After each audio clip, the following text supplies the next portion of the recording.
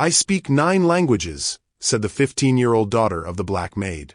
The Arab billionaire laughed. He laughed so loud he was almost shedding tears. His laughter echoed through his Beverly Hills mansion study like thunder breaking a clear sky. 9 languages? Kid, you can barely speak proper English. Then she spoke Arabic. The Arabic words sliced through the oak-paneled study like a blade, stopping the billionaire mid-laugh. Hassan al-Rashid's coffee cup froze halfway to his lips as the teenage daughter of his maid continued speaking. Flawless Mandarin flowing into perfect Portuguese, then German, then Russian. Wow, if you are enjoying this story, don't forget to hit that subscribe button, like the video and comment where you are watching from. Your support helps us bring more powerful stories. And trust me, you won't want to miss them. Now, let's continue. 3 hours earlier. The September wind rattled the windows of the Al-Rashid mansion in Beverly Hills, but Tiana Wiley barely noticed. She sat cross-legged on the narrow bed in the staff quarters, surrounded by language textbooks that looked like they'd survived several wars. Russian grammar sheets covered her calculus homework. A worn French dictionary held down her chemistry notes. The room smelled of the lemon oil her mother used to clean the baseboards upstairs. "Baby, you need to put those books away and help me with the silver," called Corey Hoffman from the doorway. At 42, Corey moved with the quiet efficiency of someone who'd spent 20 years making herself invisible in other people's homes. Her uniform hung perfectly pressed, not a thread out of place. 5 more minutes, Mama. I'm conjugating irregular verbs in Farsi. Tiana's fingers traced the Persian script with reverence. Each character felt like a small rebellion against the world that saw her as just the maid's daughter.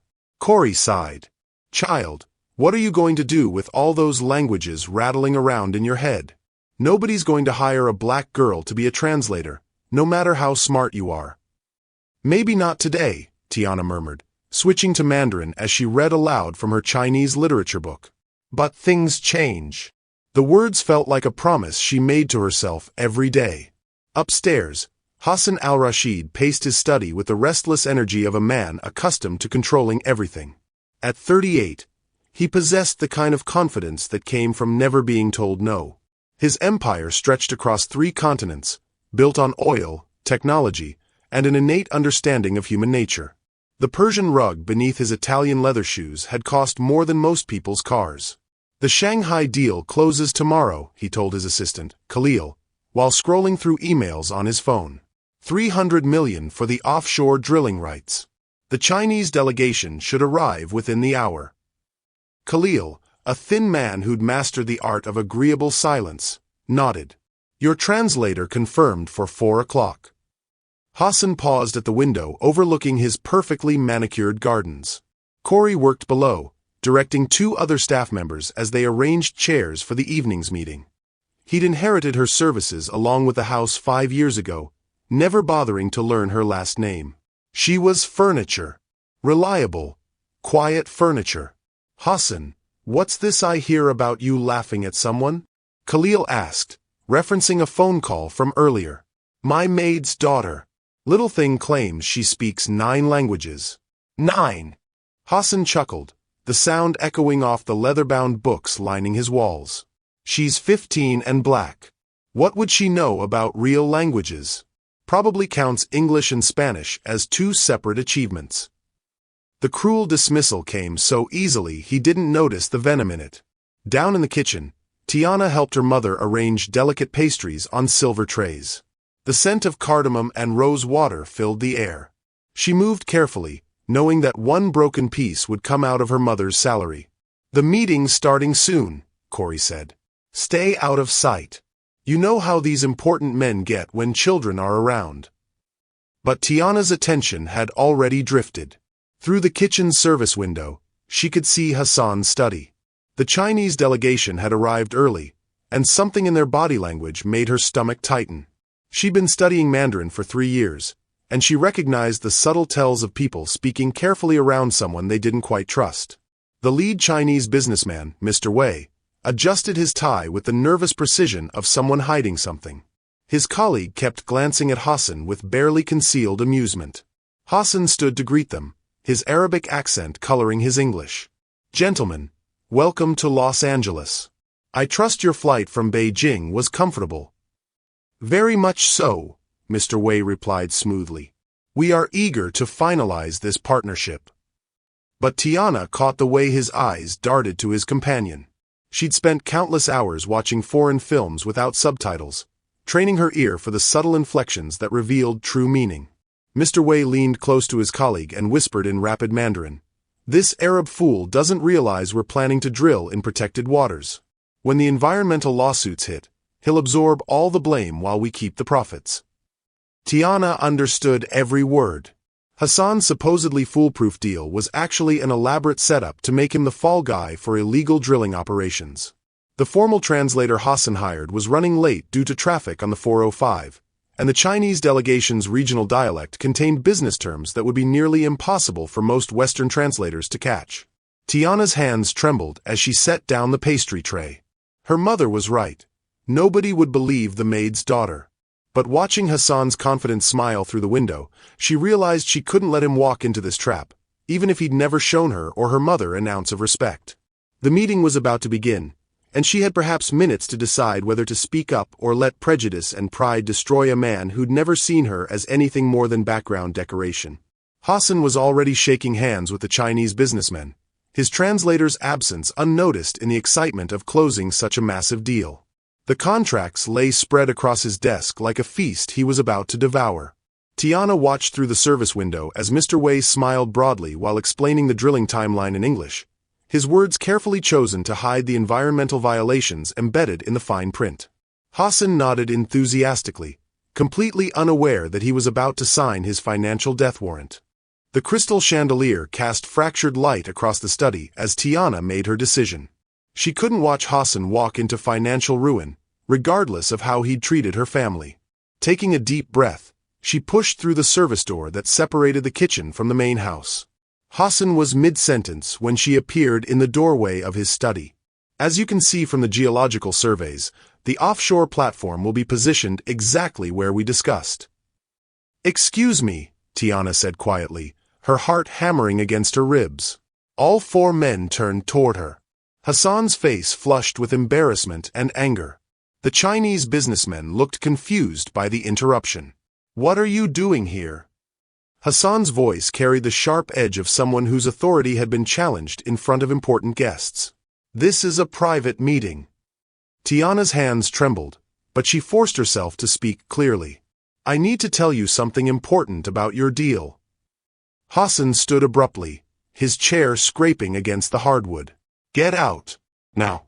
Your mother will hear about this." But Mr. Wei held up a hand, curiosity flickering in his eyes. "Wait, let the child speak. What could she possibly know about our arrangement?" Hassan's laugh came out harsh and dismissive. "She's the maid's daughter. She probably overheard us talking and thinks she understands business." The second Chinese businessman, Mr. Zhou, whispered something to his colleague in Mandarin. His words were meant to be private, a casual aside that no one else could understand. "He just said they should let me talk because it will be amusing to hear what the servant girl thinks she knows," Tiana said in perfect Mandarin, her accent matching their Beijing dialect exactly. The room fell silent. Hassan's coffee cup slipped from his fingers, shattering against the Persian rug.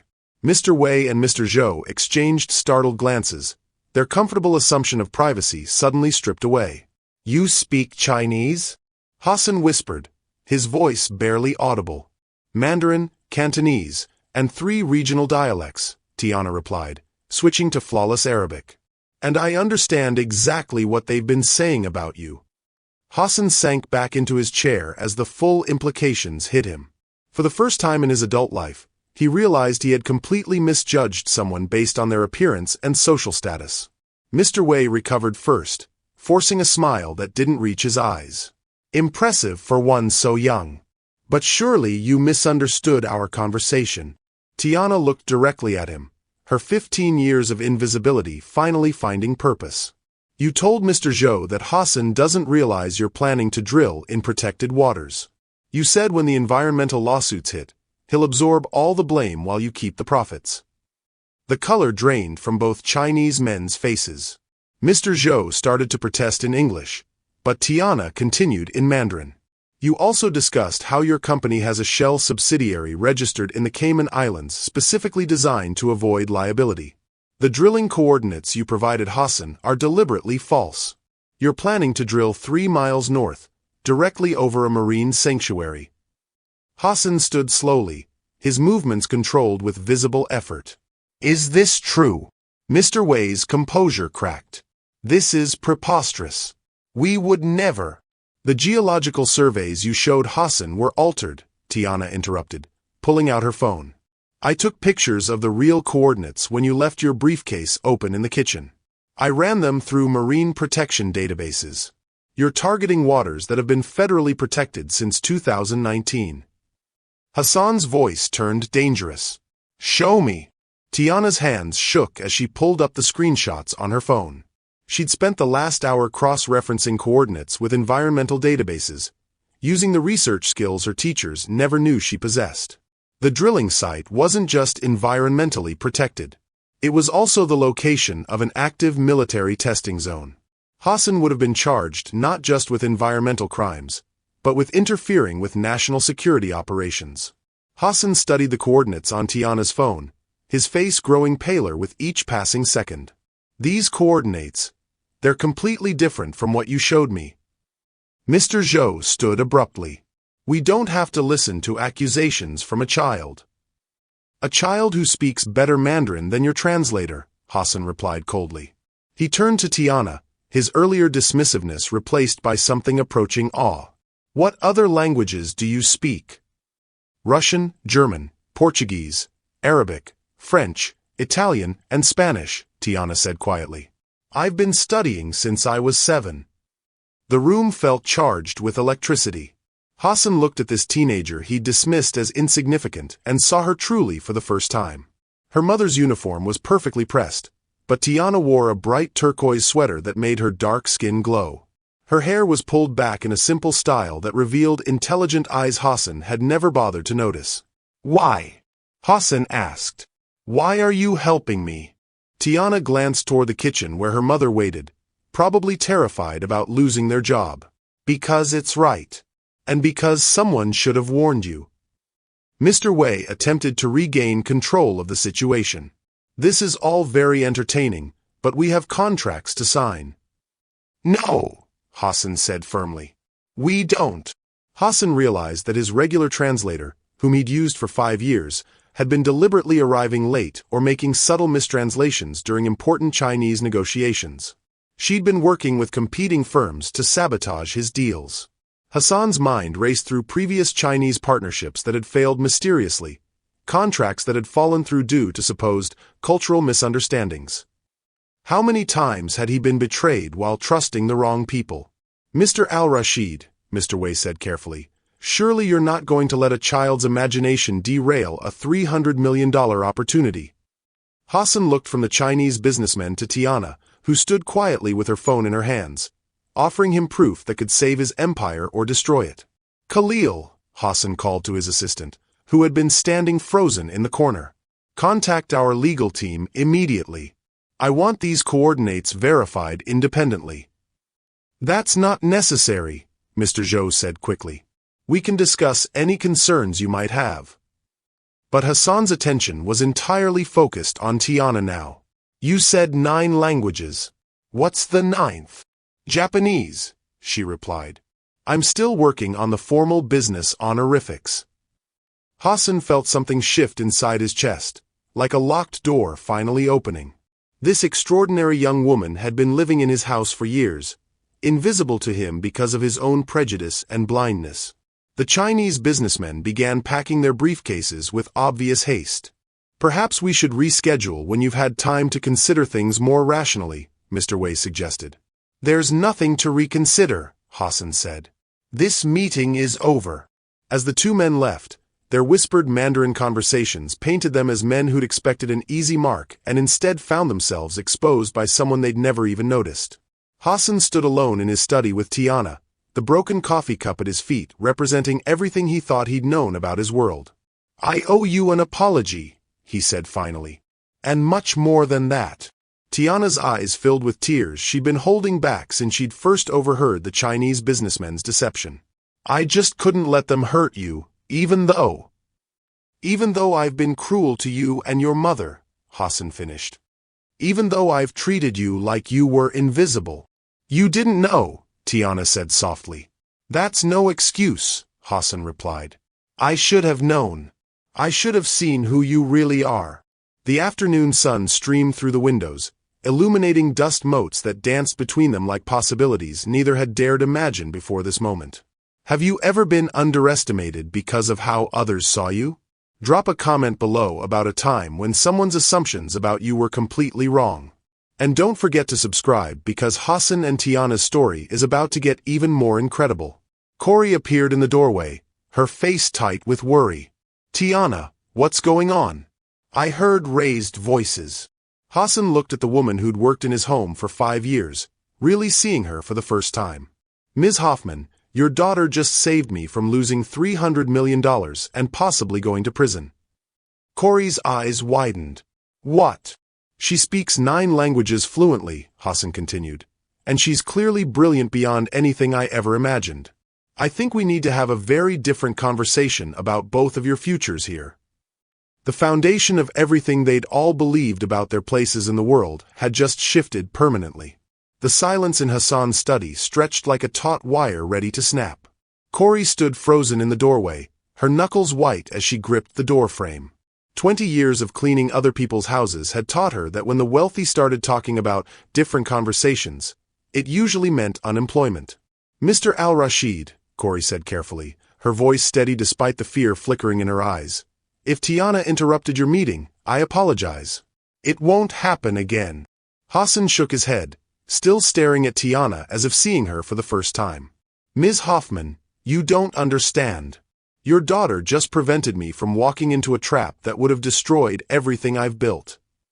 But Tiana was already backing toward the door, her moment of courage crumbling under the weight of reality. The turquoise sweater that had seemed so bright moments before now felt like a beacon drawing unwanted attention. Mama's right. I shouldn't have interfered. I should go back to my room. No, Hassan said firmly. You're not going anywhere until we discuss this properly. The word discuss landed like ice in Tiana's stomach. In her experience, when wealthy people wanted to discuss things with the help, it never ended well. She'd heard the stories from other domestic workers at the bus stop, tales of sudden accusations, missing items, and families thrown out on the street with no references. Corey stepped protectively closer to her daughter. Sir, if there's been some misunderstanding about the cleaning or the cooking. There's been a misunderstanding, all right, Hassan interrupted, running his hands through his dark hair. I've been living in the same house as a linguistic prodigy for 5 years and never knew it. How is that possible? The question hung in the air, heavy with implications none of them wanted to examine too closely. Khalil appeared in the doorway, his face grave. Hassan, I've contacted the legal team. They want to review those coordinates immediately. They're also asking about our regular translator. Apparently, there have been some concerns. Hassan's jaw tightened. What kind of concerns? Inconsistencies in her translations during the Richardson deal last year, and the Yamamoto contract that fell through in July. The Japanese team later claimed there were mistranslations that completely changed the meaning of key clauses. Hassan realized the scope of betrayal ran deeper than just this deal. His trusted translator had been systematically sabotaging his international contracts for months, possibly years. Tiana watched Hassan's face cycle through shock, anger, and something that looked like devastation. She knew that expression. It was the same look she'd worn when her 7th grade teacher had accused her of cheating on a language exam because students like her couldn't possibly score that high. I should have stayed quiet, Tiana whispered to her mother. Now everything's ruined. Nothing's ruined, Hassan said, but his voice carried an edge that made both women tense. Khalil, get me everything we have on translator services. I want to know who else has been compromised. Corey's protective instincts flared. Mr. Al-Rashid, with respect, my daughter is 15 years old. She's not responsible for your business problems. Hassan spun around, his eyes flashing. Your daughter just revealed that people I trusted have been stealing from me for months. That's not a business problem. That's betrayal on a scale I'm still trying to comprehend. The word betrayal hit Tiana like a physical blow. She'd spent her life being invisible, and now she'd thrust herself into the center of something that could destroy multiple lives. The Chinese businessmen would be furious. Hassan's translator would face serious consequences. And her mother might lose the only stable job she'd ever had. I made everything worse, Tiana said, her voice cracking. I should have minded my own business. No, Hassan said sharply. You did exactly what you should have done. It's everyone else who failed. But even as he spoke, Hassan felt the familiar walls of self-protection rising around him. Trust was a luxury he'd learned to ration carefully in the business world. How could he trust a 15-year-old girl when trained professionals had been deceiving him? How could he be certain this wasn't some elaborate scheme orchestrated by competitors? Hassan's paranoia made him wonder if Tiana's intervention was too convenient, too perfectly timed. What if she was working with someone else to expose the Chinese deal for reasons he didn't understand yet? The thought made his stomach turn, but years of betrayal in business had taught him to question everything, even a parent's salvation. Khalil cleared his throat. Hassan, there's something else. The law firm is asking how we obtained the real drilling coordinates. They need to verify the source before they can take action. Hassan looked at Tiana, who had gone very pale. You said you took pictures when their briefcase was open. Were you in the kitchen when this happened? Yes, Tiana replied quietly. They left it on the counter when they went to wash their hands. The papers were spread out, and I recognized some of the Chinese characters for geographic coordinates from my studies. The explanation sounded reasonable, but Hassan's business instincts screamed caution. How long have you been studying those particular characters? Tiana's eyes widened at the suspicious tone in his voice. Since I was 12. I've been working through maritime terminology because I want to be a translator for international shipping companies. Corey stepped forward, her voice tight with controlled anger. Mr. Al-Rashid, are you accusing my daughter of lying? Hassan paused, recognizing the dangerous ground he was treading. But the habits of a lifetime in business were hard to break. I'm trying to understand how a 15-year-old managed to uncover a sophisticated fraud that fooled my lawyers, my accountants, and my professional translator. Hassan's investigation revealed that Tiana had been checking books out from UCLA's library for 3 years, using a fake student ID she'd created to access advanced linguistic resources. Her dedication to learning languages went far beyond casual study. The revelation should have impressed Hassan, but instead it made him more suspicious. You've been using false identification to access university resources? Tiana's face flushed with shame. I couldn't afford the textbooks. The public library didn't have advanced materials for the languages I wanted to learn. I never stole anything or hurt anyone. That's not the point, Hassan said, his voice growing colder. The point is that you've been deceptive. How do I know you're not being deceptive now? The words hit Tiana like a slap. After everything she'd just done to protect him, he was questioning her honesty because she'd found creative ways to educate herself. Corey's composure finally cracked. That's enough. Tiana, we're leaving. Ms. Hoffman, wait, Hassan called, but the damage was done. No, Corey said firmly. I've spent 20 years watching people like you look at people like us and see only what you expect to see. My daughter risked everything to help you, and you're treating her like a criminal because she's too smart for your comfort. Hassan felt something cold settle in his chest. He'd built his fortune by being careful, by questioning everything, by trusting no one completely. These instincts had served him well, but now they felt like poison in his veins. I'm not treating her like a criminal, he protested. I'm trying to protect myself from another betrayal. By betraying the person who just saved you? Corey shot back. That's exactly what you're doing. Tiana stood between them, tears streaming down her face. The bright turquoise sweater that had given her confidence earlier now felt like a costume she had no right to wear. Mama, let's just go. I knew this would happen. What do you mean, you knew this would happen?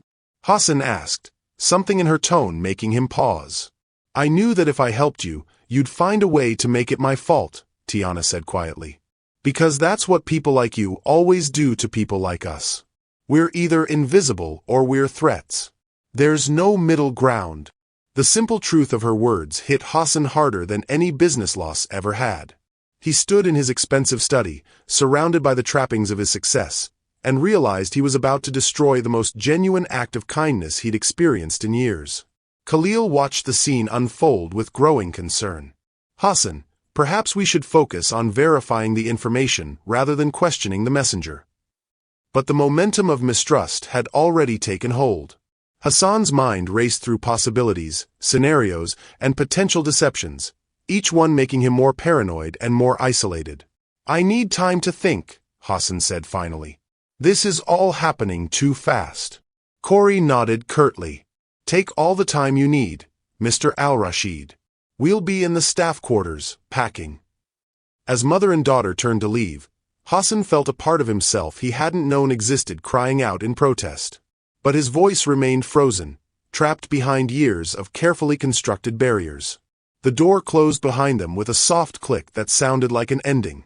The staff quarters felt smaller than usual as Corey pulled their 2 suitcases from the narrow closet. Tiana sat on the edge of her bed, staring at the language books scattered across her desk. Each one represented hours of study, dreams of a future that now seemed impossibly distant. Mama, I'm sorry, Tiana whispered. I ruined everything. Corey paused in her packing, a worn photograph of Tiana's father in her hands. Baby, you did nothing wrong. That man up there is scared, and scared people lash out at whoever's closest. A sharp knock interrupted them. Khalil stood in the doorway, his expression urgent. Ms. Hoffman, Mr. Al-Rashid needs you both upstairs immediately. We're packing, Corey replied firmly. We'll be out within the hour. Please, Khalil said, his usual composure cracking. The FBI is here. The words hit like a thunderbolt. Tiana's stomach dropped as she imagined federal agents asking questions about her fake student ID, about accessing university libraries illegally. Had Hassan called them to report her deception? What do they want? Corey asked, her voice steady despite the fear in her eyes. They want to speak with Tiana, Khalil replied. About the Chinese coordinates. Apparently, she stumbled onto something much bigger than business fraud. The drilling site wasn't just environmentally protected and militarily sensitive.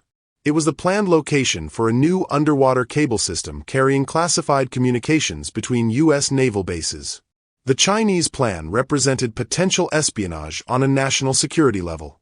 Upstairs, Hassan's study had been transformed into an impromptu command center. 2 FBI agents in dark suits stood near his desk, their expressions grave. Agent Patricia Reynolds, a woman in her 50s with steel-gray hair, looked up as Tiana entered. Miss Wiley, Agent Reynolds said, her voice professional but not unkind. We understand you intercepted some communications earlier today that may be relevant to an ongoing investigation. Hassan stood by the window, his face unreadable. I called them after Khalil verified the coordinates. This isn't just business fraud. It's much worse. Tiana looked between the agents and Hassan, confusion and fear warring in her chest. I don't understand. I just overheard them talking about illegal drilling. Agent Reynolds exchanged glances with her partner, Agent Martinez, a younger man with kind eyes. Miss Wiley, the coordinates you photographed correspond to the planned route of a classified underwater communication system. If that drilling had proceeded, it would have compromised national security infrastructure. The room spun around Tiana. She'd thought she was preventing environmental damage and business fraud. Instead, she'd apparently uncovered an act of espionage. Are you saying the Chinese businessmen were spies? Corey asked, instinctively moving closer to her daughter. We're saying this investigation now involves multiple federal agencies, Agent Martinez replied carefully. And your daughter's linguistic skills may have prevented a significant security breach. Hassan felt shame burn in his chest. While he'd been questioning Tiana's motives, she'd unknowingly protected national interests that extended far beyond his personal business dealings. The Chinese delegation had been under FBI surveillance for months as part of a larger investigation into technology theft and infrastructure espionage. Hassan's drilling deal was just one piece of a much larger puzzle. Agent Reynolds opened a tablet and showed them surveillance photos. These men have been attempting to gain access to sensitive locations along the West Coast for the past year. Your business deal provided them with the perfect cover for their real objective.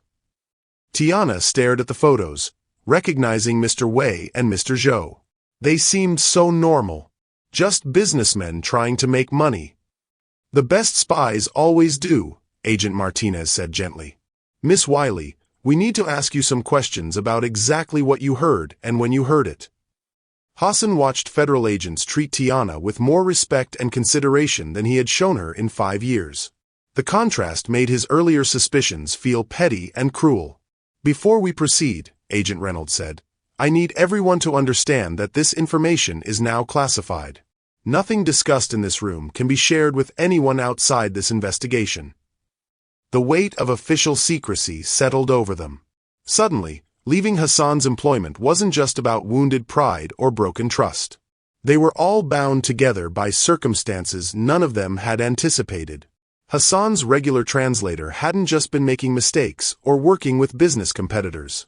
She had been recruited by the same espionage network, deliberately mistranslating key phrases that would have alerted Hassan to suspicious activities in previous Chinese business dealings. Ms. Patricia Wong has been detained for questioning, Agent Martinez explained. We believe she's been compromising your business dealings for at least 18 months, Mr. Al-Rashid.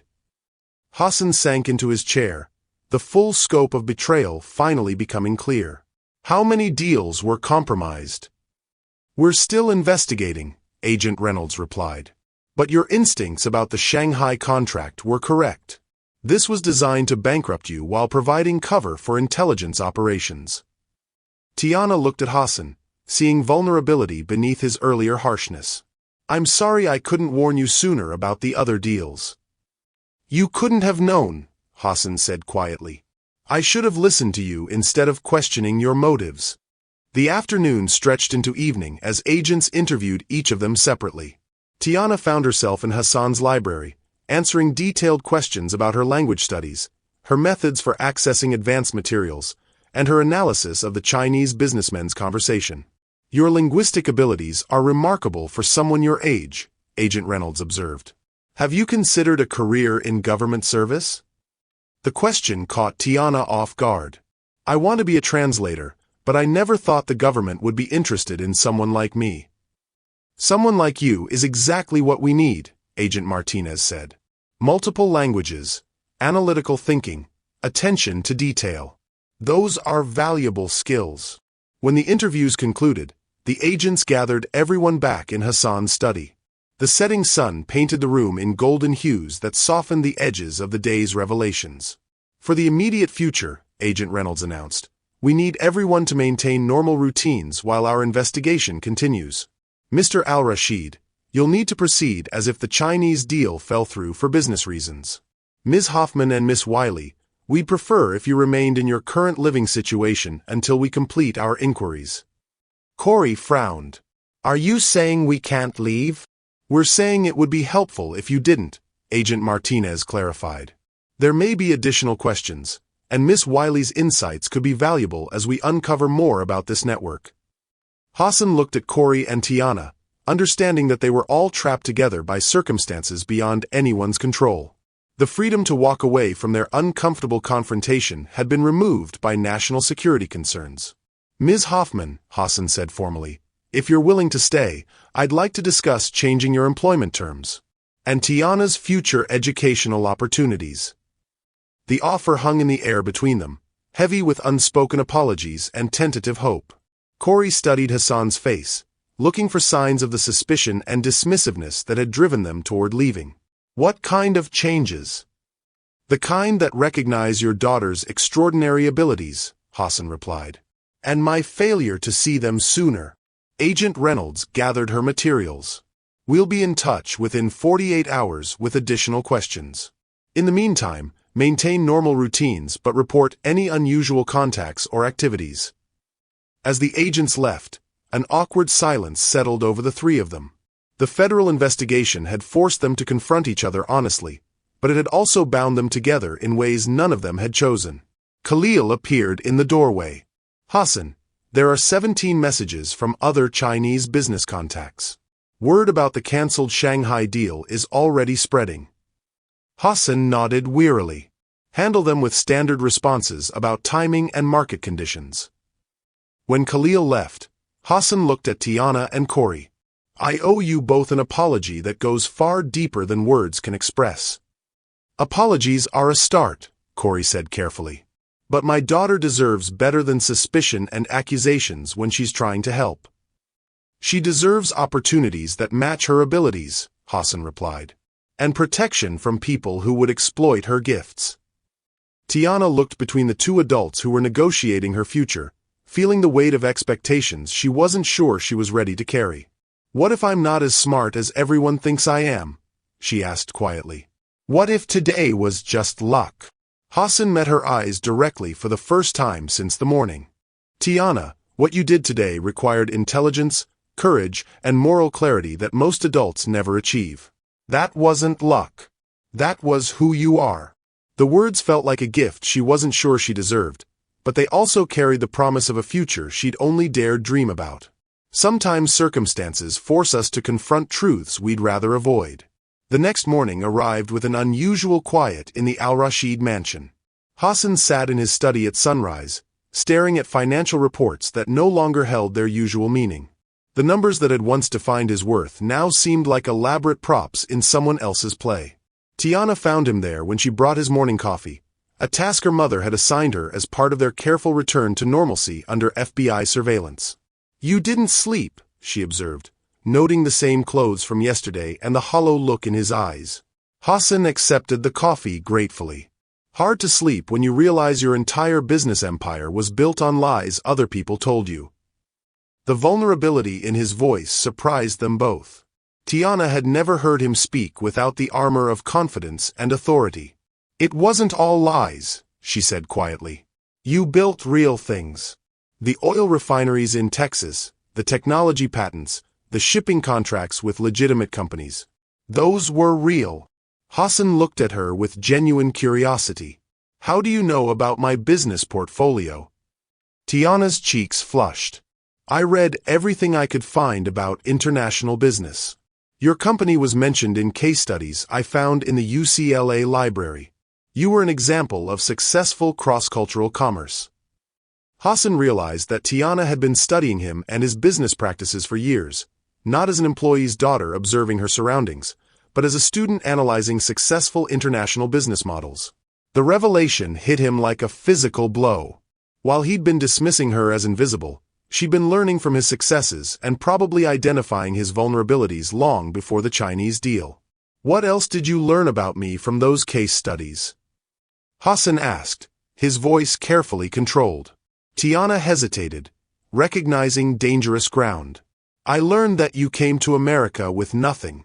That you worked construction jobs to pay for business school. That you spoke 3 languages when you started, but you taught yourself 6 more to communicate with partners around the world. Hassan set down his coffee cup, his hands trembling slightly. Those details weren't in any published case studies. No, Tiana admitted. Those came from interviews I found in Arabic business journals. I've been translating them for practice. The admission hung between them like a confession. Hassan understood now that his dismissal of Tiana hadn't just been cruel. It had been blind to someone who understood his own journey better than most of his business associates. Why? He asked. Why study me specifically? Tiana looked toward the window, where her mother was visible in the garden, directing the groundskeepers with quiet efficiency. Because you proved that someone who starts with nothing can build something extraordinary. Because you showed that being different doesn't have to mean being less. Tiana revealed that her father had been a linguistics professor at a small college in Louisiana before he died in a car accident when she was 8. Her passion for languages wasn't just personal ambition.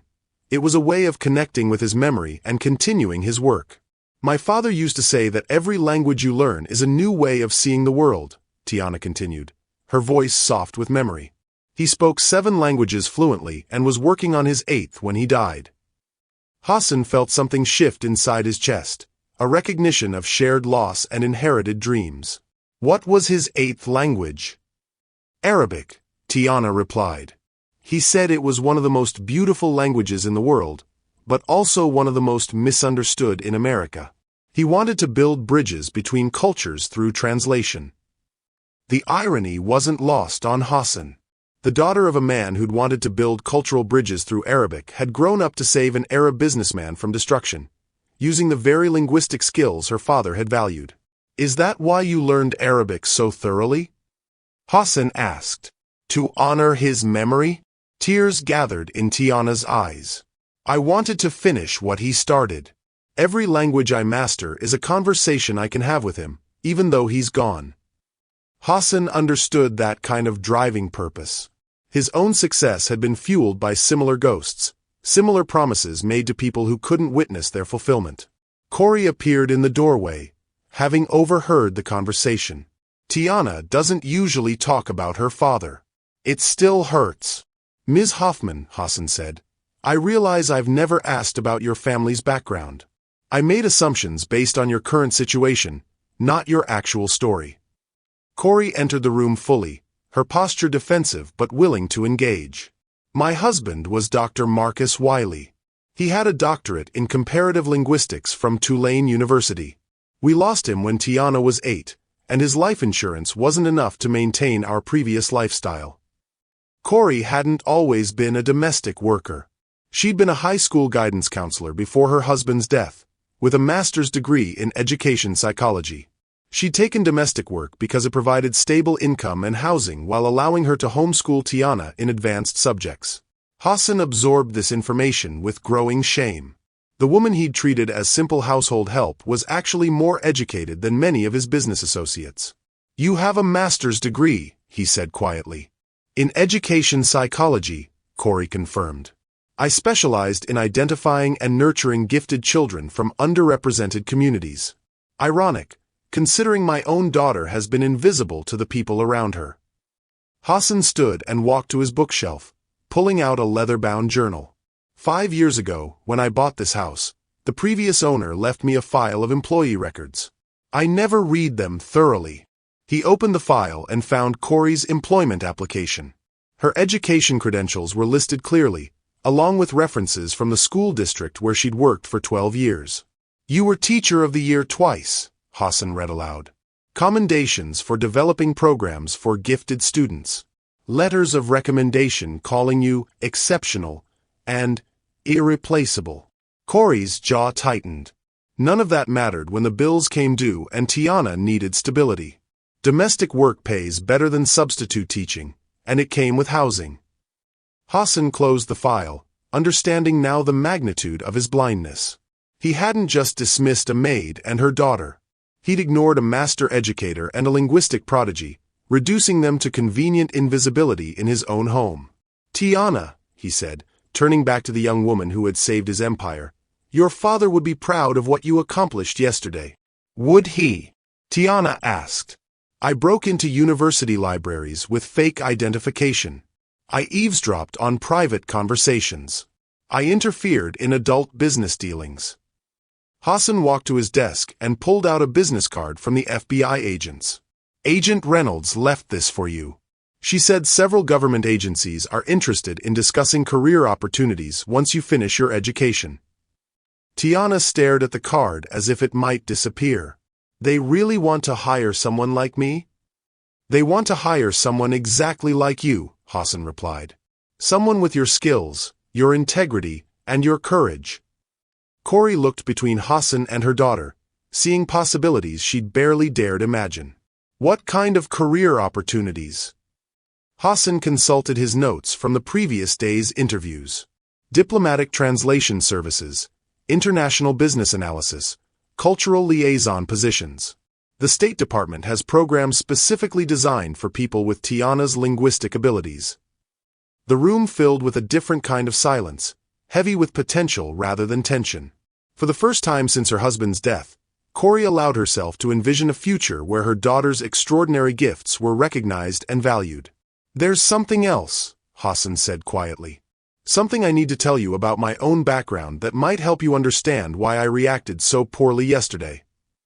He returned to his chair, suddenly looking older than his 38 years. I came to America when I was 16.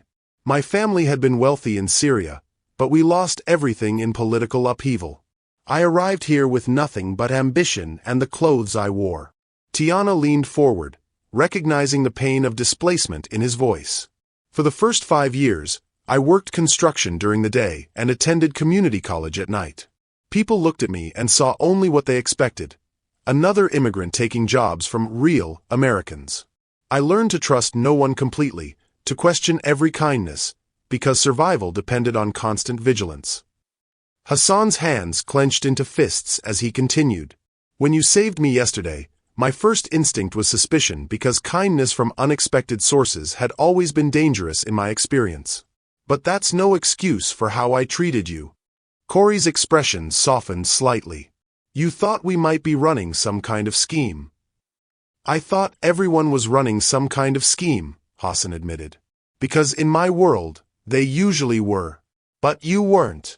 You were just being decent human beings, and I couldn't recognize that because I'd forgotten what decency looked like. The three of them sat in the morning light streaming through the study windows, each understanding for the first time the full complexity of the other's stories. The invisible barriers of class and assumption were dissolving, replaced by something more honest and more fragile. Khalil appeared in the doorway, his expression urgent. Hassan, Agent Reynolds is on the phone. She says there's been a development in the investigation that affects all of you. The fragile peace of their morning revelation was about to be tested by whatever new crisis awaited them. Hassan picked up the phone with trembling fingers, his earlier vulnerability making him feel exposed to whatever new crisis Agent Reynolds might deliver. Mr. Al-Rashid, Agent Reynolds' voice crackled through the speaker. We've made several arrests in connection with the espionage network. The good news is that your cooperation has helped us shut down a significant threat to national security. Relief flooded Hassan's chest. And the bad news? The network was larger than we initially suspected. We need Miss Wiley's help with additional translations. There are intercepted communications in languages our standard translators haven't mastered. Hassan looked at Tiana, who had gone pale at the mention of her name. What kind of communications? Business emails, recorded phone calls, encrypted messages. Some involve dialects and regional variations that require someone with Miss Wiley's particular expertise. Corey stepped closer to her daughter. Is this safe? Will Tiana be in any danger? The work would be done here, in your home, with full FBI protection, Agent Reynolds assured them. We're establishing a temporary translation center in Mr. Al-Rashid's house. It's actually safer for everyone involved. Hassan felt an unexpected surge of protectiveness toward Tiana. What exactly would she be translating? Evidence that could put dangerous people in prison for a very long time, Agent Reynolds replied. Miss Wiley's skills could be the key to preventing future attacks on American infrastructure. After ending the call, Hassan turned to find Tiana staring out the window, her shoulders tense with the weight of unexpected responsibility. You don't have to do this, he said gently. You've already done more than enough. Yes, I do, Tiana replied quietly. If I don't help, other people might get hurt. People who can't protect themselves the way you can. Hassan recognized in Tiana's response the same moral compass that had driven him to build his business empire ethically, despite numerous opportunities to cut corners. She possessed the integrity he'd lost touch with over the years. Within hours, Hassan's study had been transformed into a secure translation center. FBI technicians installed encrypted computers and communication equipment, while agents established security protocols throughout the house. Tiana sat at a specially configured workstation, headphones covering her ears as she listened to intercepted phone calls in Mandarin. Her fingers flew across the keyboard, translating not just words but cultural nuances and implied meanings that standard translation software missed entirely. Hassan watched from across the room, amazed by her focus and precision. She paused recordings, replayed sections, and made detailed notes about vocal inflections that suggested deception or stress. The speaker is lying here, Tiana told Agent Martinez, pointing to a specific timestamp. In this dialect, when someone says, perhaps tomorrow, with that particular tonal pattern, it actually means absolutely never. He's stalling. Agent Martinez leaned forward with interest. How can you be so certain? My father taught me that language isn't just vocabulary and grammar, Tiana explained. It's culture, emotion, and intention woven together. The businessman is trying to delay something, probably hoping the other participants get caught first.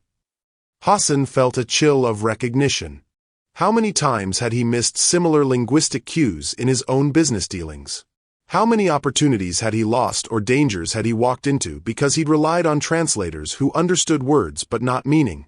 Corey brought sandwiches and tea for everyone working in the study.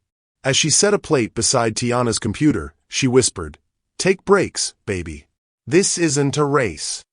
"Actually, it is," Tiana replied, removing her headphones. Agent Reynolds said they have 48 hours before the suspect's lawyers start demanding bail hearings. If we can't prove the full scope of the conspiracy by then, some of them might go free. Hassan joined them at the small table Corey had set up near the window. For the first time in years, he was eating a meal without conducting business, without checking emails, without calculating profit margins. "This is good," he said, biting into a sandwich that tasted like more than just food. It tasted like care, like someone had prepared it with attention to his needs rather than his demands. Corey smiled slightly. "Turkey and Swiss. I noticed it's what you order from that deli downtown when you work late." The observation surprised Hassan. "You know what I order for lunch?" "I know you skip breakfast most days, drink too much coffee, and forget to eat when you're stressed," Corey replied matter-of-factly. "It's my job to notice things." But Hassan understood that it wasn't really about her job. This was what caring looked like, quiet attention to details that made someone's life easier. While translating intercepted communications, Tiana discovered that the espionage network had been planning to target Hassan specifically because of his legitimate success in international markets. They'd intended to destroy his reputation and acquire his business contacts through systematic sabotage. "They have files on you going back 3 years, Tiana told Hassan, her voice tight with anger. "They studied your business patterns, your trusted associates, your weaknesses. The Chinese drilling deal was just the final step in a plan to take over your entire operation." Hassan stared at the translated documents Tiana handed him. The clinical precision of the planned destruction was breathtaking. Every relationship, every deal, every aspect of his professional life had been mapped and targeted. "They knew about your translator's gambling debts," Tiana continued. "They offered to pay them off in exchange for her cooperation. They knew about your accountant's divorce and his need for extra money. They exploited everyone's vulnerabilities systematically." Hassan felt sick as he recognized names of people he trusted, people who'd been manipulated into betraying him through their personal struggles. "How did you learn to read all this?" Hassan asked, indicating the complex documents full of business terminology and coded language. "The same way I learned everything else," Tiana replied. "By studying harder than anyone expected me to." Corey looked up from organizing translation files. "She's been getting up at 4 in the morning for years, studying before school and working until midnight most nights. I used to worry she was pushing herself too hard." "I had to push myself," Tiana said simply. "Nobody was going to hand me opportunities. I had to create them." Hassan felt humbled by her dedication. At her age, he'd been focused on survival. Tiana was already thinking about excellence. Agent Martinez revealed that several major universities had been trying to recruit Tiana based on her library research patterns and the advanced materials she'd been accessing. They'd identified her as a potential prodigy but hadn't been able to locate her because she'd been using unofficial channels.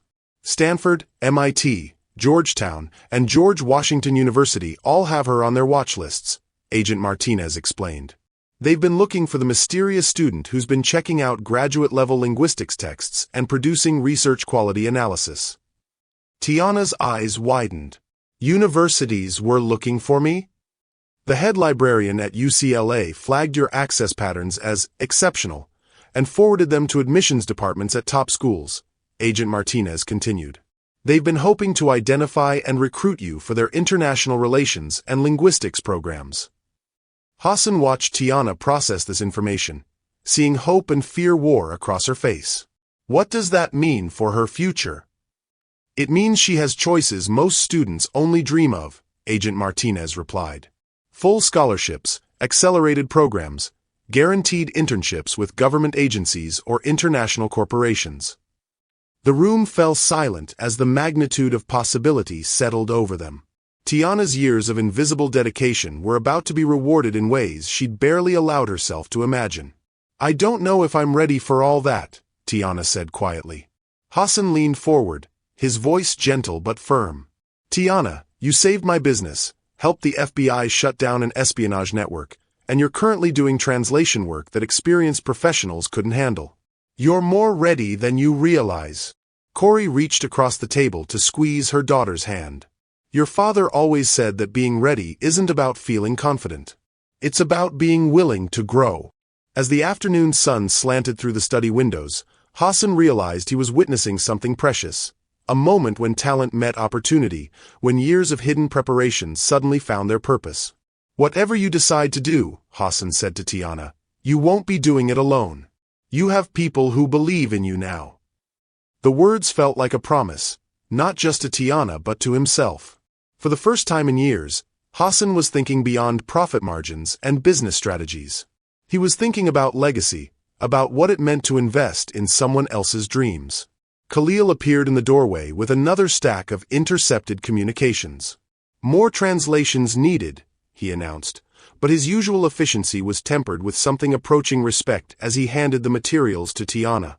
Even his longtime assistant had begun to see her differently. "Back to work," Tiana said, putting her headphones on with renewed determination. "These people tried to destroy something good, and they're not going to succeed." Hassan watched her return to her translations, understanding that she wasn't just fighting for justice. She was fighting for the possibility of a world where intelligence and integrity mattered more than prejudice and assumptions. Sometimes the most important work happens quietly, in small moments when people choose to see and value each other's true worth. The translation work continued late into the evening, with Tiana's voice growing hoarse from hours of detailed analysis. The study had become a command center, with FBI agents rotating shifts and secure phone lines buzzing with updates from field offices across the country. Hassan had barely left the room, bringing Tiana water and watching over her work with protective intensity. Agent Reynolds had praised her translations as exceptional and case-breaking, but Hassan could see exhaustion creeping into her movements. "Tiana, you should rest," he said gently.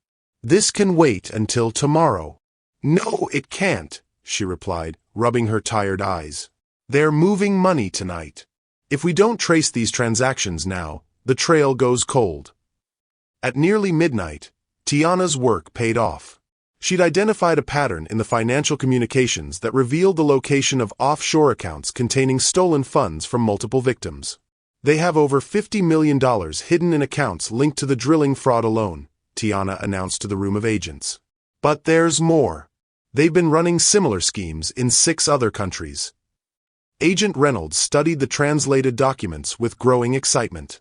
"This is enough to dismantle the entire network. Miss Wiley, your work tonight may have prevented hundreds of millions in future losses." Hassan felt pride swell in his chest, but it was tempered by concern for Tiana's obvious exhaustion. She'd been working for 16 straight hours, driven by a sense of justice that reminded him of his younger self. The moment of triumph was interrupted by Agent Martinez rushing into the room with his phone pressed to his ear. His expression was grim.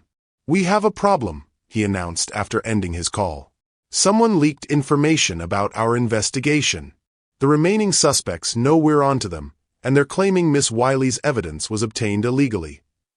The defense attorneys were arguing that Tiana's initial eavesdropping on the Chinese businessmen constituted illegal surveillance, potentially invalidating all evidence derived from her translations. Hassan felt the blood drain from his face. "What does that mean?" "It means everything we've accomplished could be thrown out of court," Agent Reynolds replied grimly. "If a judge rules that Tiana's initial observation was improper, the entire case collapses." Tiana stared at the agents in disbelief. "But I was just trying to help. I overheard them talking in my own home." "The law isn't always logical," Agent Martinez said sympathetically. "Defense attorneys are claiming you were acting as an unofficial agent of law enforcement when you photographed those documents." Hassan stood abruptly, his chair scraping against the floor. "That's ridiculous. She's 15 years old.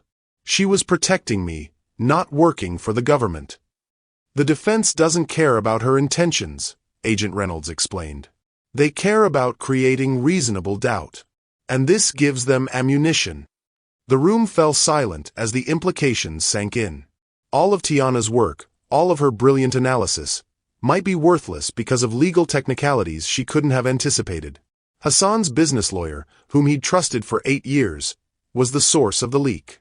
He'd been providing information to the defense team in exchange for a share of the money the espionage network had stolen from Hassan's accounts over the years. Agent Martinez's phone buzzed with a text message. His face darkened as he read it.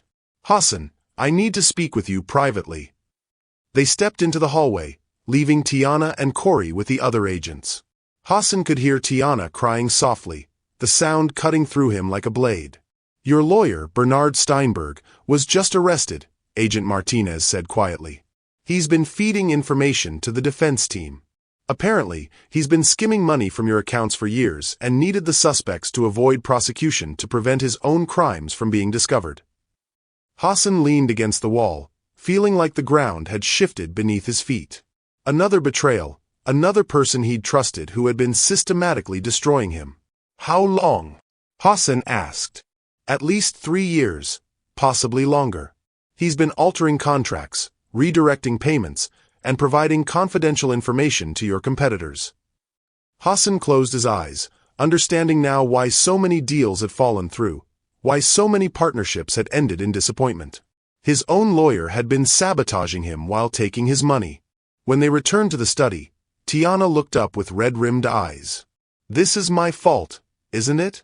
I ruined everything by trying to help." "No," Hassan said firmly.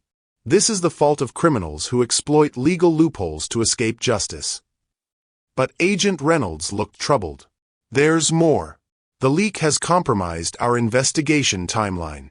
We need to accelerate everything, which means we need Tiana to testify in court about what she heard and how she obtained the information."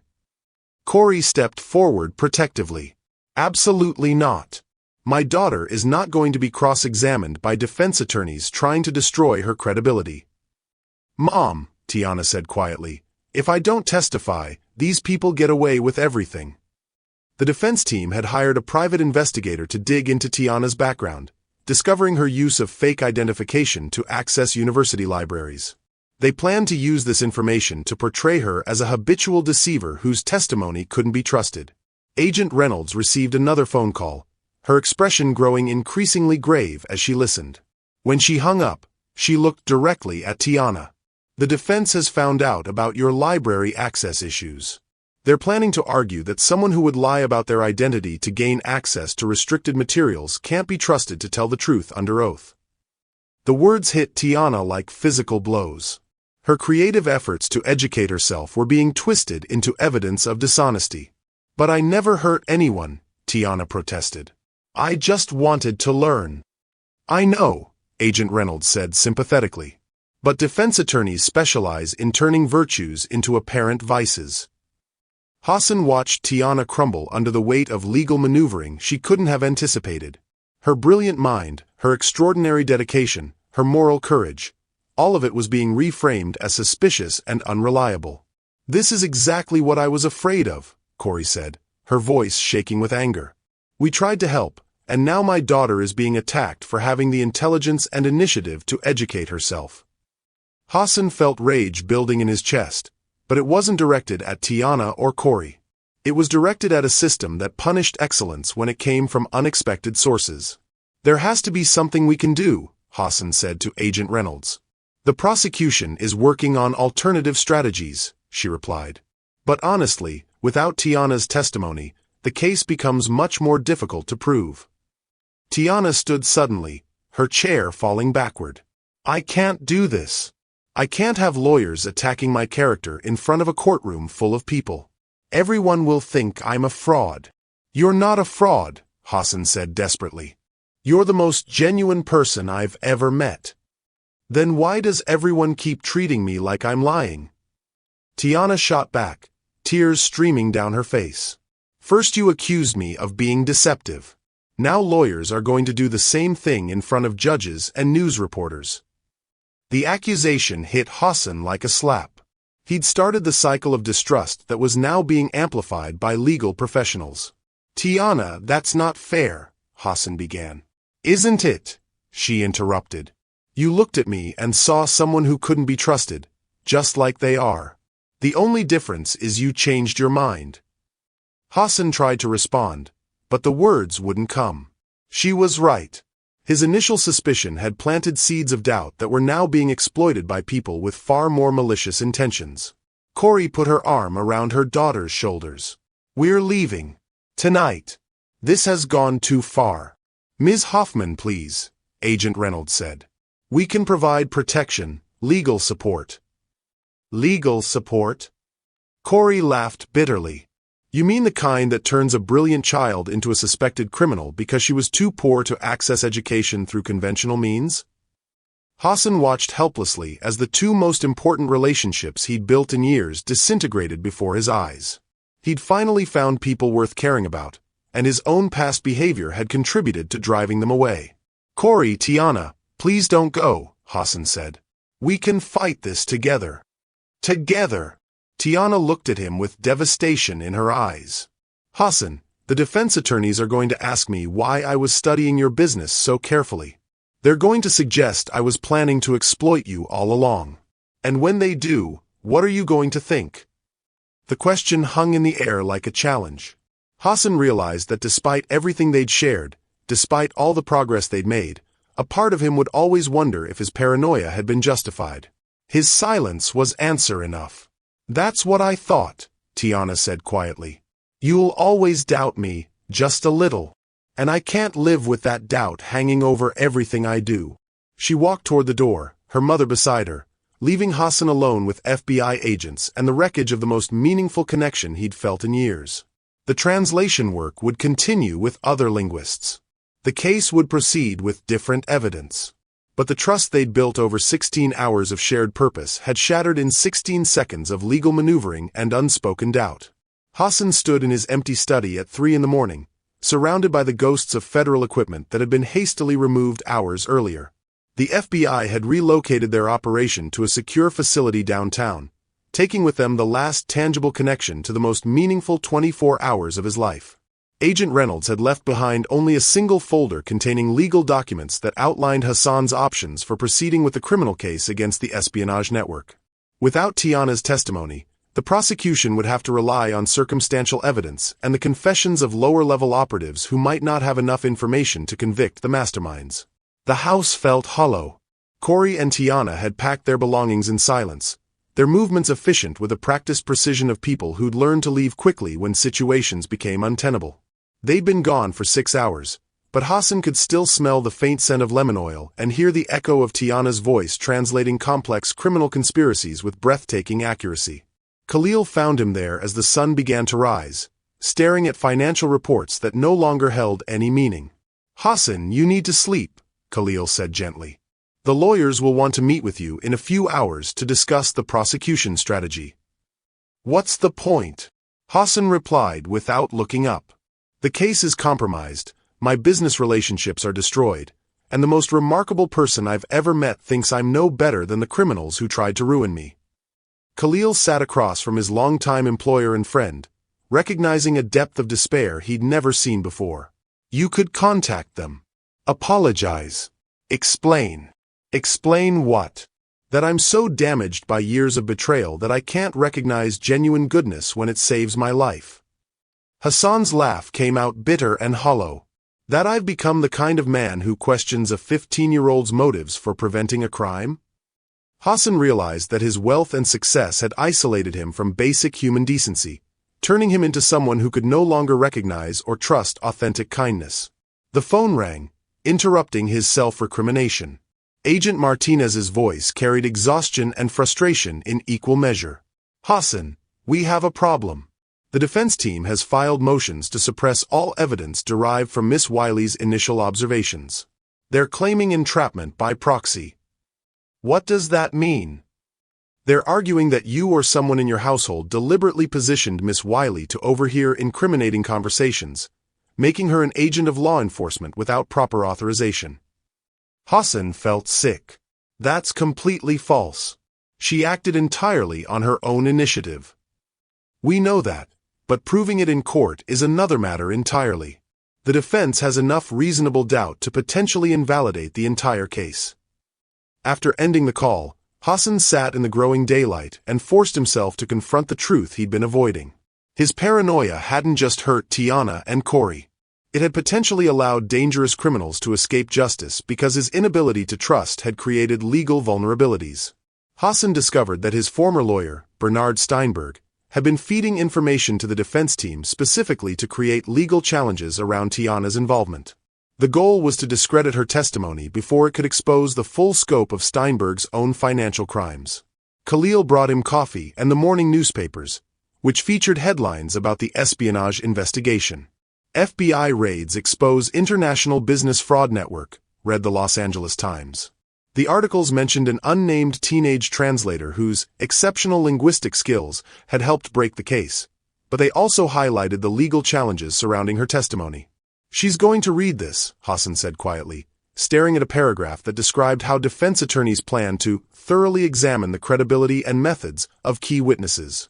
Probably, Khalil agreed. Which means she'll know that this story is far from over, regardless of whether she testifies or not. Hassan stood and walked to the window where he'd first seen Tiana in the kitchen, invisible and unnoticed.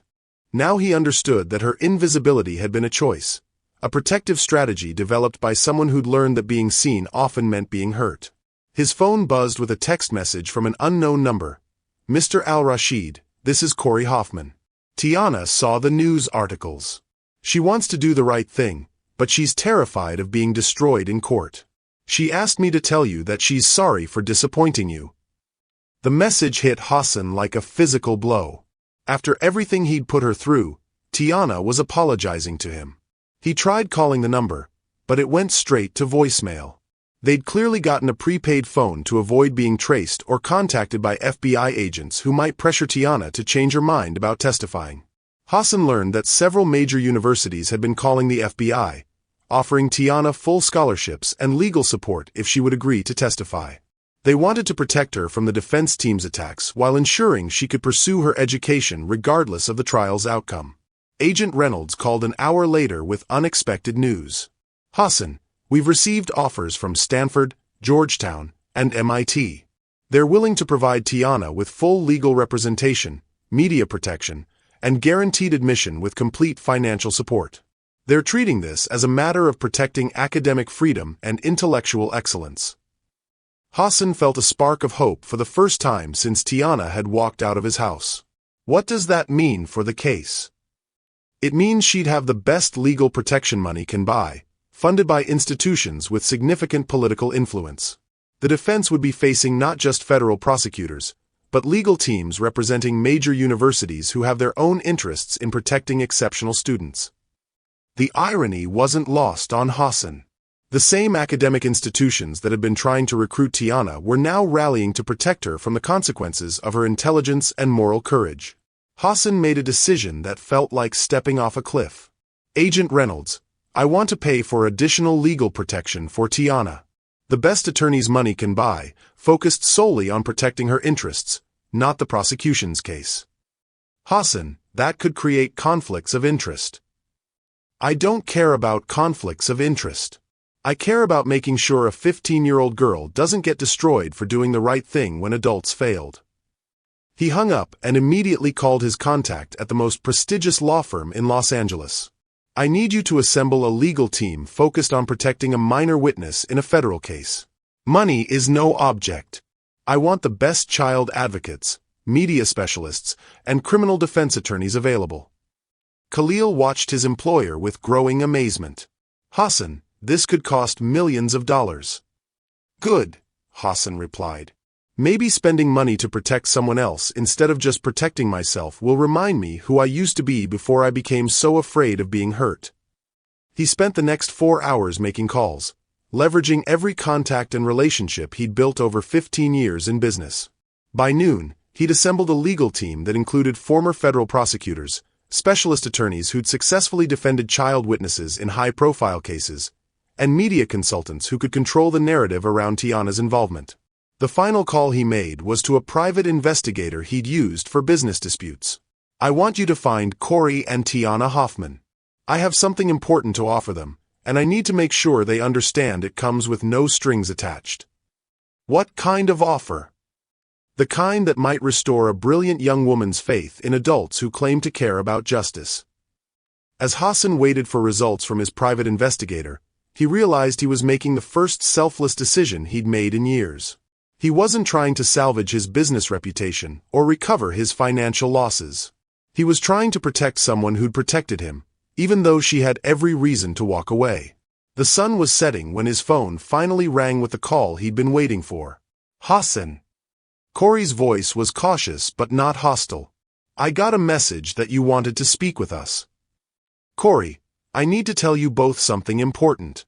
I've arranged legal protection for Tiana that has nothing to do with the federal case and everything to do with making sure she's safe regardless of what she decides to do." There was a long pause. "What kind of protection?"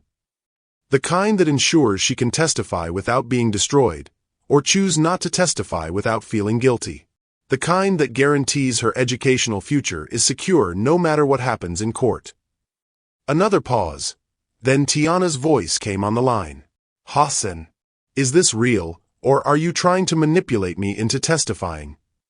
The question broke his heart because he recognized that his past behavior had earned such suspicion. "Tiana, this is real. And it comes with only one condition, that you do whatever feels right to you, regardless of what anyone else wants or needs." "Why would you do this for me?" Hassan looked out at the garden where Corey had worked quietly for 5 years while he'd ignored the extraordinary family living under his roof. "Because you saved me in more ways than just business. And because someone needs to prove to you that not all adults are interested in exploiting your gifts." The silence stretched between them, filled with possibility and the fragile hope that trust, once broken, might still be repaired. Sometimes the most important choice isn't whether to trust someone, but whether to prove yourself worthy of their trust. 3 weeks later, Hassan sat in the federal courthouse in downtown Los Angeles, watching Tiana take the witness stand with the poise of someone who had finally found her voice. She wore a simple navy blue dress that Corey had chosen, and her hair was pulled back in a way that revealed the intelligent eyes Hassan had overlooked for so many years. The legal team Hassan had assembled sat behind the prosecution table, their presence a silent reminder that Tiana was no longer alone in facing the system that had tried to intimidate her. The university representatives who had flown in from Stanford, Georgetown, and MIT filled an entire row, their collective institutional weight lending gravity to her testimony. "Miss Wiley," the prosecutor began gently, "please tell the court what you heard Mr. Wei and Mr. Zhou discussing in Mandarin on the afternoon of September 15th.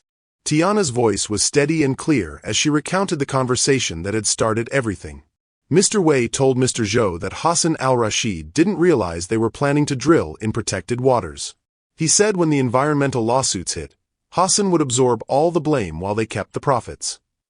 The defense attorney, a sharp-faced man in an expensive suit, leaned forward during cross-examination like a predator sensing weakness.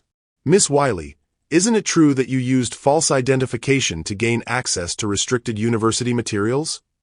Tiana looked directly at the defense attorney with the confidence of someone who had stopped apologizing for her brilliance. "Yes, I did. Because I couldn't afford the textbooks I needed to master languages that would allow me to prevent exactly the kind of crime your clients committed." The courtroom fell silent. The defense attorney had expected shame and defensiveness. Instead, he'd received a declaration of purpose that reframed Tiana's resourcefulness as moral necessity rather than deceptive behavior. "So you admit to habitually deceiving institutions to get what you wanted?" "I admit to educating myself using every legal means available because no one else was going to provide those opportunities for the daughter of a domestic worker," Tiana replied. "And I admit that this education allowed me to protect an innocent man from criminals who would have destroyed his life." Hassan felt his chest tighten with pride and regret in equal measure. This was the young woman he should have seen from the beginning. Not someone to be suspicious of, but someone to be amazed by. The prosecutor stood for redirect examination. "Miss Wiley, what motivated you to intervene in Mr. al-Rashid's business meeting?" Tiana looked across the courtroom, her eyes finding Hassan's. My father used to say that every language you learn gives you the power to prevent one more misunderstanding that could hurt innocent people. When I heard those men planning to destroy Hassan's life, I realized this was exactly what my father meant. During the trial, it was revealed that the espionage network had been planning to frame Hassan not just for environmental crimes, but for terrorist financing through his international business connections. Tiana's intervention had prevented him from being labeled a national security threat. Agent Reynolds took the stand to explain the full scope of what Tiana's translations had uncovered. Miss Wiley's linguistic analysis revealed that the defendants were planning to use Mr. Al-Rashid's legitimate business relationships as cover for money laundering operations that funded extremist activities overseas. Her intervention prevented not just business fraud, but potential terrorist financing. Hassan felt the blood drain from his face. The Chinese businessmen hadn't just been planning to bankrupt him, they'd been preparing to destroy his reputation and freedom by implicating him in activities he'd never suspected. The defense attorney's final gambit backfired spectacularly when he tried to suggest that Tiana's intervention had been too convenient to be authentic. Isn't it suspicious that a 15-year-old happened to possess exactly the skills needed to uncover this alleged conspiracy? The prosecutor revealed that Hassan had never known about Tiana's linguistic abilities before the day she saved him. Court records showed that he had called 911 that morning to report what he initially thought was a break-in, only to discover it was Tiana in the kitchen studying her language materials. Actually, the prosecutor replied, Mr. Al-Rashid had no knowledge of Miss Wiley's abilities until she revealed them to save his business. Phone records show he called 911 that morning because he heard unfamiliar voices in his house. It was Miss Wiley practicing pronunciation exercises in multiple languages. The revelation painted a picture of a man so disconnected from his household staff that he'd mistaken his maid's daughter studying for a security threat, making any suggestion of collaboration impossible to believe. The jury deliberated for less than 2 hours before returning guilty verdicts on all counts. As the defendants were led away in handcuffs, Hassan watched Tiana accept congratulations from FBI agents, prosecutors, and university representatives who were all eager to discuss her future. But she walked directly to Hassan, who stood alone near the back of the courtroom. "Thank you," she said simply. "Not just for the legal team, but for believing in me when it mattered." Hassan shook his head. "Tiana, you saved my life in ways I'm still discovering. I should be thanking you." "We can thank each other," she replied with a smile that reminded Hassan of her father's academic idealism combined with her mother's practical wisdom. Corey joined them, her face glowing with pride and relief. "The Stanford representatives want to meet with us tomorrow about their accelerated linguistics program. They're offering a full scholarship, plus a research position studying international criminal communication patterns." Hassan felt happiness for them, but also the approaching reality of their departure from his life. "You'll be leaving for California?" "Actually," Tiana said, glancing at her mother, "Stanford has a partnership with UCLA. I could live at home and commute to classes. If we still have a home." The question hung in the air between them. Hassan understood that despite everything they'd been through, Tiana and Corey were still uncertain about their place in his life. "You have a home for as long as you want it," Hassan said firmly. "But I'd like to suggest some changes to our living arrangements." He led them outside the courthouse, where Khalil waited with a car and a folder of documents Hassan had spent weeks preparing. "Corey," Hassan said, handing her an official-looking packet, "I'd like to offer you a position as Director of Household Operations and Family Services. The salary is 4 times what you were earning as domestic staff, plus benefits, plus educational support for advanced degrees if you're interested." Corey stared at the job offer with wide eyes. "Family services?" "I'm hoping to start a foundation that provides educational opportunities for gifted children from underrepresented communities," Hassan explained. "I need someone with your background in education psychology to help identify and support students like Tiana." Hassan turned to Tiana, pulling out a second set of documents. "And I'd like to offer you a position as Special Consultant for International Communications, reporting directly to me. 20 hours a week, flexible around your university schedule, with full benefits and enough salary to ensure your education never depends on anyone else's charity." Tiana took the employment contract with trembling hands. "You want to hire me?" "I want to work with you," Hassan corrected. "As equals. As partners. as people who understand that the most extraordinary opportunities often come from the most unexpected places. The three of them stood on the courthouse steps as the late afternoon sun painted Los Angeles in golden hues. Hassan looked at the woman who'd raised a linguistic prodigy while working invisibly in his house, and at the young woman whose brilliance had saved him from destruction while teaching him the difference between suspicion and wisdom. "There's one more thing," Hassan said, pulling out a final document. "I've established a scholarship fund in honor of Dr. Marcus Wiley. It will provide full educational support for students who show exceptional linguistic abilities, regardless of their economic background." Tiana's eyes filled with tears as she read her father's name at the top of the scholarship foundation paperwork. "You remembered his name." "I remembered everything you told me about him," Hassan replied. "And I realized that the best way to honor his memory is to ensure other students like you never have to choose between education and survival." Corey wiped her own tears as she signed her employment contract. Marcus would have loved seeing his daughter change the world through languages. "She already has," Hassan said, watching Tiana carefully review her job offer with the analytical precision that had saved his empire. "She changed mine." 6 months later, Hassan stood in his study, now converted into the headquarters of the Wiley Foundation for Linguistic Excellence, watching Tiana conduct a video conference with high school students from 12 countries, all of them recipients of scholarships that would fund their language studies through university. Corey worked at the desk that had once held Hassan's private business documents, now covered with applications from gifted students whose potential had been overlooked by conventional academic systems. "Hassan," Tiana called from her workstation, "the State Department wants to discuss expanding our program to include diplomatic training. Are you interested?" Hassan smiled, understanding that the question wasn't really about business expansion. It was about continuing to build something meaningful together, something that honored the truth they'd all learned, that the most extraordinary gifts often come from the most unexpected places, and that recognizing them requires not just intelligence, but the courage to see beyond our own limitations. "I'm very interested," he replied, and meant it completely. The most beautiful endings are really beginnings in disguise. When we choose to see and value each other's true worth, we create possibilities that transform everyone involved. 2 years later, the morning sun streamed through the windows of the Wiley Foundation's new headquarters in Century City, where Hassan stood reviewing the quarterly report that would make his old business metrics seem trivial by comparison. In 24 months, they had awarded scholarships to 847 students across 23 countries, with a 97% university acceptance rate among recipients. The Justice Department called, Tiana announced, entering his office with the confidence of someone who had found her place in the world. At 17, she had completed her bachelor's degree in international relations through Stanford's accelerated program while working 25 hours a week for the foundation. They confirmed the final convictions from the appeals process. Hassan looked up from the report showing that their foundation had identified and supported linguistic prodigies in communities from rural Mississippi to refugee camps in Jordan. All of them. Every single member of the espionage network received sentences ranging from 15 to 30 years, Tiana confirmed.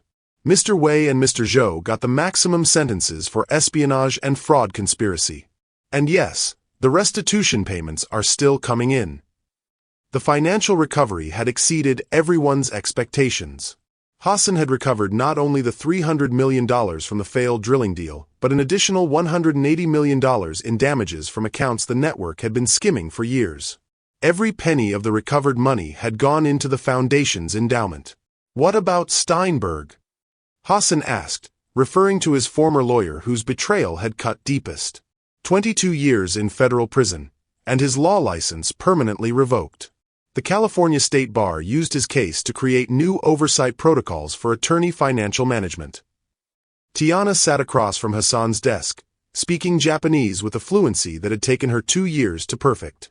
"My 9th language is finally complete, by the way." Hassan smiled, remembering the determined 15-year-old who had saved his life while pursuing linguistic perfection. "Your father would be proud."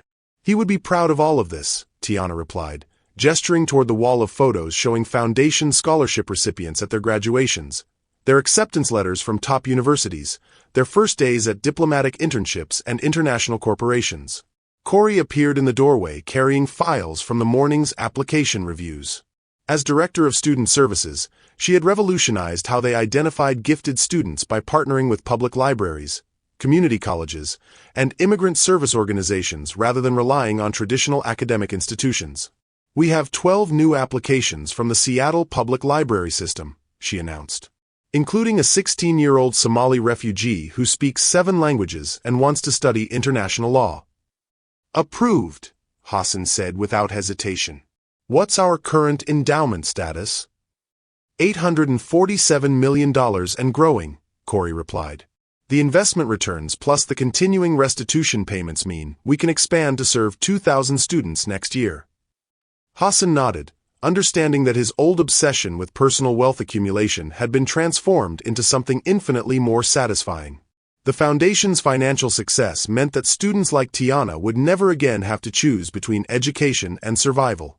"There's one more update," Tiana said, her voice carrying a note of personal excitement. "The State Department confirmed my acceptance into their diplomatic fast-track program. I'll start as a junior cultural attaché at the embassy in Tokyo next fall." Hassan felt pride and loss in equal measure. "You're ready for that responsibility." "I'm ready because you and Mom gave me the chance to be ready," Tiana replied. "But the position comes with a condition." Hassan raised an eyebrow. "I negotiated to spend 6 months each year working directly with the Foundation, identifying linguistic talent in international communities. The State Department wants to partner with us to develop diplomatic language training programs." The announcement represented everything Hassan had hoped for when he'd first offered Tiana a position as his partner rather than his employee. She had grown into someone who created opportunities rather than just accepting them. "Speaking of partnerships," Corey added with a knowing smile, "Agent Reynolds called to confirm her acceptance of the Foundation's board position. She's retiring from the FBI next month." Hassan had been courting Patricia Reynolds for 8 months, not romantically but professionally, recognizing that her investigative skills and commitment to justice would strengthen their ability to identify and support students facing systemic barriers. "And personally?" Hassan asked, because over 2 years of working together, the 3 of them had become a family in ways he'd never experienced before. "Personally," Tiana said, "I think it's time you stopped working 18-hour days and started dating someone. Agent Reynolds mentioned she's single." Hassan laughed, realizing that the young woman who had once been invisible in his house now felt comfortable enough to offer relationship advice. "I'll consider it." "Consider it seriously," Corey added. "You've spent 2 years proving you can see other people's potential. Maybe it's time to see your own." As the sun climbed higher over Los Angeles, Hassan looked at the family he'd found by learning to recognize the extraordinary in the ordinary. The Foundation would continue growing, students would continue succeeding, and he would continue discovering that the most profitable investments were the ones that multiplied human potential rather than personal wealth. The most important question had been answered. Hassan was no longer alone, and neither was anyone else they had the power to help. Thank you for staying with me until the very end of this incredible journey. If this story touched your heart, wait until you see what's coming next. It's even more powerful and inspiring than you can imagine. So don't go anywhere. Click on that video showing on your screen right now to dive into another amazing story that will absolutely blow your mind. Trust me, you won't regret it.